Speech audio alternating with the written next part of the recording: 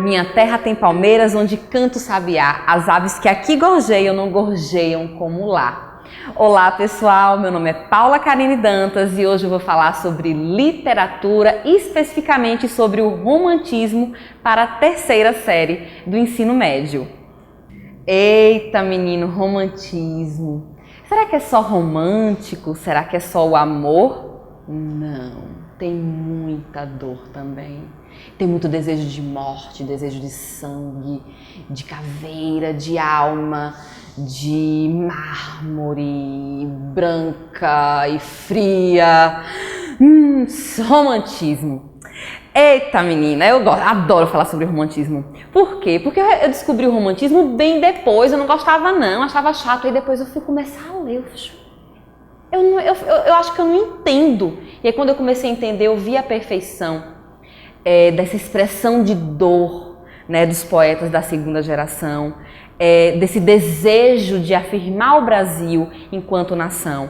E é em relação a isso que eu vou falar um pouco sobre o contexto histórico. Nós temos aqui dois marcos. O primeiro, em 1808, nós temos a chegada da família real ao Brasil. E em 1822, a proclamação da República. Então, o que é que a gente observa? A prosa e a poesia. Especificamente, eu vou falar sobre a poesia. Nós temos 3 gerações de poesia em relação ao romantismo. A primeira geração indianista, a segunda geração ultrarromântica ou byroniana, também chamada de mal do século, por causa do quê? Da tuberculose.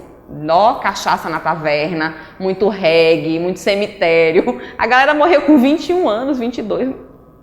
Enfim. E a terceira geração, primeira geração indianista, segunda geração ultrarromântica, geração mal do século, geração byroniana e a terceira geração, a geração do condor, né? Aquela que já está vendo ali de cima, né? Enfim. Eu vou falar um pouco sobre a geração indianista. E para retratar essa bela fauna, essa bela flora, Gonçalves Dias, em Canção do Exílio, ele fala: minha terra tem palmeiras onde canta o sabiá, as aves que aqui gorjeiam, não gorjeiam. As aves que aqui em Portugal gorjeiam, não gorjeiam como lá no Brasil. Nosso céu tem mais estrelas, nossas várzeas têm mais flores, nossos bosques têm mais vida, nossa vida mais amores. Olha como Gonçalves Dias, nesse poema, ele trabalha tanto a exaltação da nossa fauna, da nossa flora, do nosso espaço geográfico, mas também esse saudosismo em relação ao Brasil, né? Outro poema dele, que na verdade é uma epopeia, né? Uma história de um índio, adoro essa história. Ele vai guerrear lá com outra tribo, né? Aí ele é capturado pela tribo. Aí ele chega lá: pelo amor de Deus, seu cacique, meu pai é cego, eu tenho que voltar lá para minha tribo, segure minha onda. Aí o cacique olha para ele e fala assim: caba fraco, caba covarde, ridículo, sai de reto, Satanás, que a tua carne não serve nem para fazer esteira para colocar no chão. E aí ele volta para a tribo, né, todo felizinho, todo, eita, vou ficar com meu pai. Quando chega lá, o pai segue: homem, o que é que tu tá fazendo aqui? Homem, o que é que tu tá fazendo aqui, pelo amor de Deus? Tu voltou? Índio covarde, índio safado. Você não é meu filho, né? Por quê? Porque ele não morreu, né? Ele foi capturado e não morreu como herói. Então ele era covarde, aí o caba ficou não morreu como guerreiro, foi escorraçado pelo pai. E aí nesse poema ele tenta provar que ele é forte, né, que ele é guerreiro, e consegue, né? E consegue porque o romantismo tem isso. Olha só: meu canto de morte, guerreiros ouvi, sou filho das selvas, nas selvas cresci, guerreiros descendo da tribo Tupi.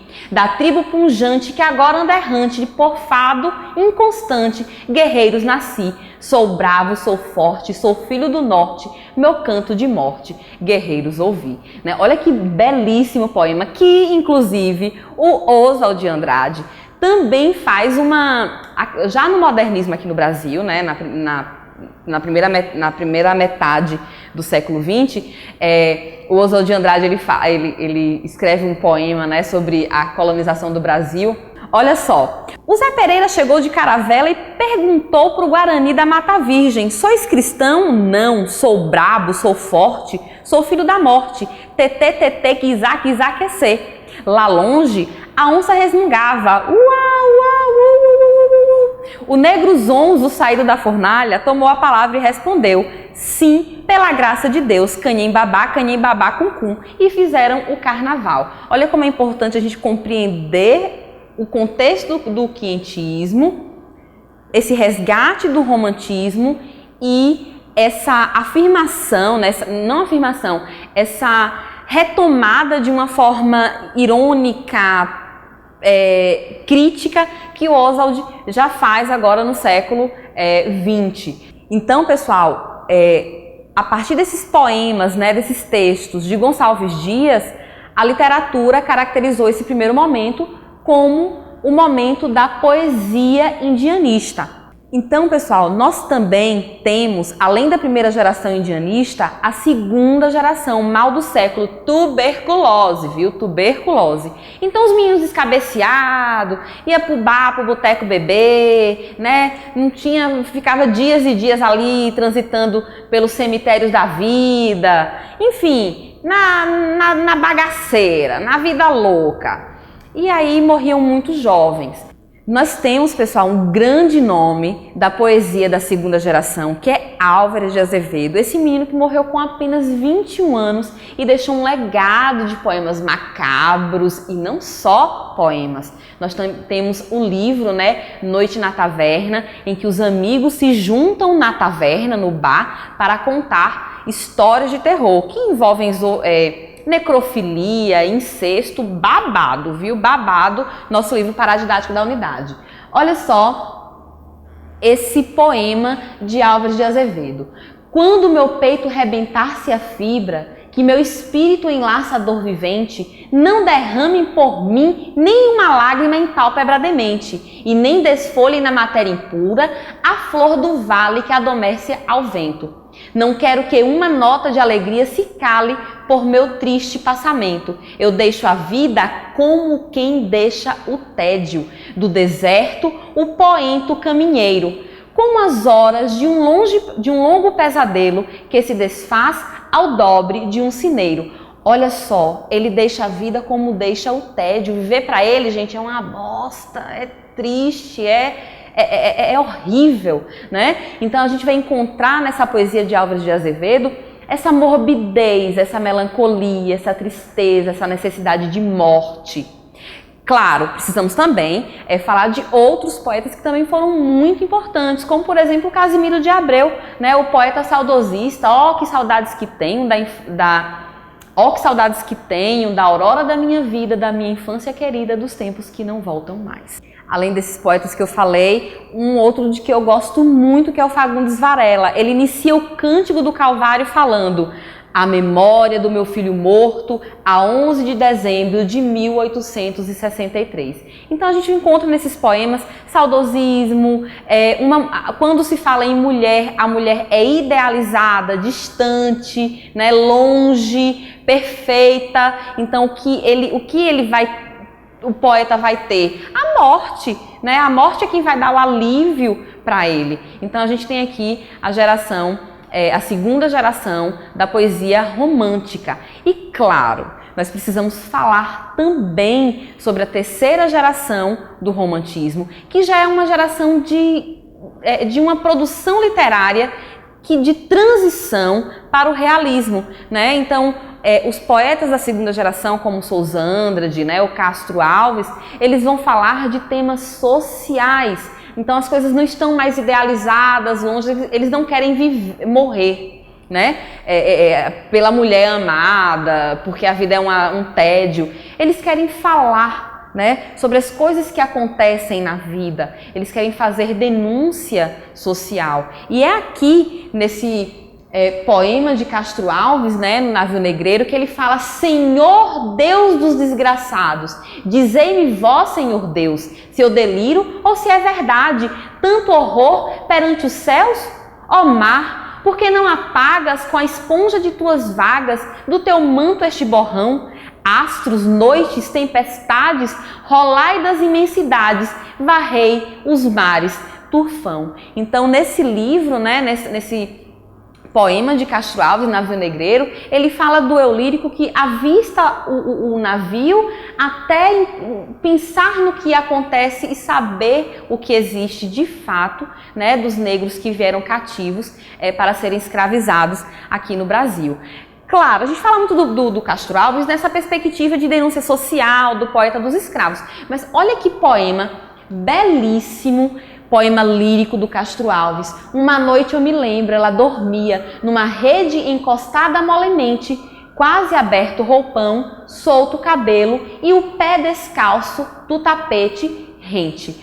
Olha só, essa mulher, ela não está longe, né, do eu lírico, essa mulher está perto. Então olha a diferença da mulher idealizada lá na segunda geração do romantismo para a mulher próxima do eu lírico aqui na terceira geração do romantismo, na terceira geração chamada também de geração condoeira, que vê de longe, que alça voos, né? Enfim, então a gente já tem esse período de transição entre o romantismo e o realismo aí na segunda metade do século XIX. Eu falei sobre a poesia romântica, a primeira geração indianista, a segunda mal do século byroniana e a terceira condoeira. Eu vou falar um pouco agora sobre a prosa romântica.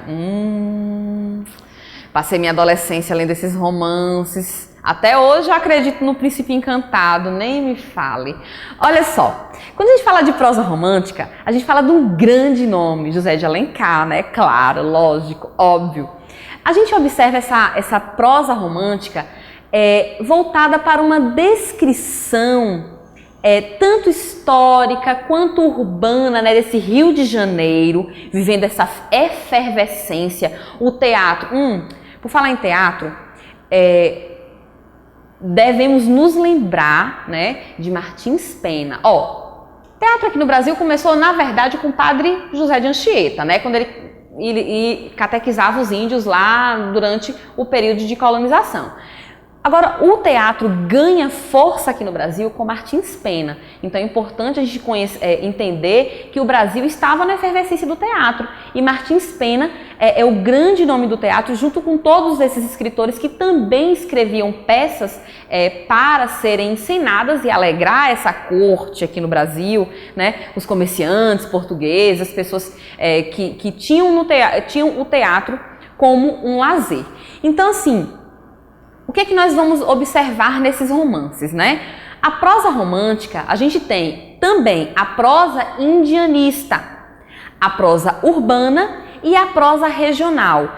Quando nós falamos da prosa indianista, nós temos 3 livros de José de Alencar, né? O primeiro não é na ordem de publicação, mas ordem cronológica em relação à história. O primeiro livro é o Birajara, é o índio no seu habitat natural, com sua cultura, com seu povo e o seu dia a dia como índio, né?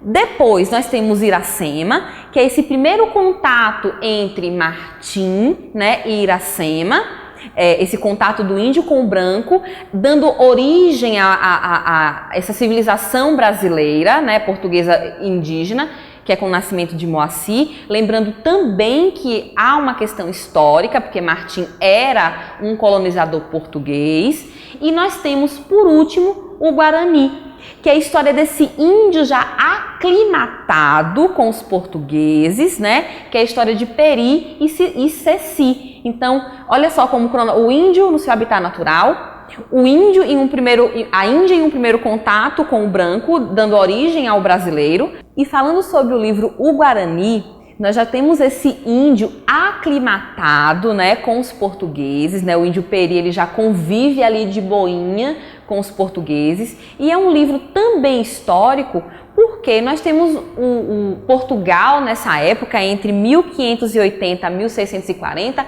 sob o domínio espanhol. Então, Dom Antônio Maris, ele vai para o interior, né, cria sua fortaleza, porque ele não quer viver sob o domínio espanhol. Então também a gente observa que, além de ser um livro de caráter indianista, há também história nesses livros escritos por José de Alencar.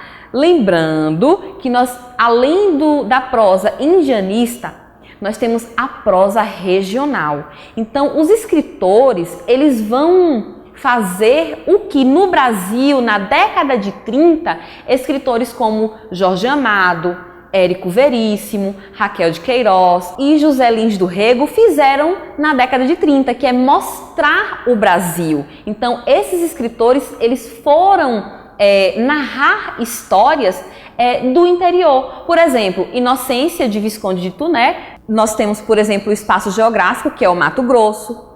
O Cabeleira, de Franklin Távola, que é a história de sertanejos. Nós também temos, por exemplo, Tio, que é a história do interior de São Paulo, né, as fazendas de café. Outra também é o sertanejo. Outro livro, né, que também aborda essas questões regionais. Além do sertanejo, nós temos o gaúcho e a Escrava Isaura. Mas, professora, Escrava Isaura também não era no Rio de Janeiro? Não é romance urbano? Não. A história da Escrava Isaura é no Rio de Janeiro, sim, mas é no Rio de Janeiro do interior, né? É um mundo de fazenda, então foge do que nós chamamos de romances urbanos, né, que a gente vai observar os costumes de uma época da corte no Rio de Janeiro, em que a gente observa livros como Diva, Lucila, Senhora. Então aqui nós temos essa prosa romântica, em que nós observamos tanto a prosa indianista, a prosa urbana e a prosa regional.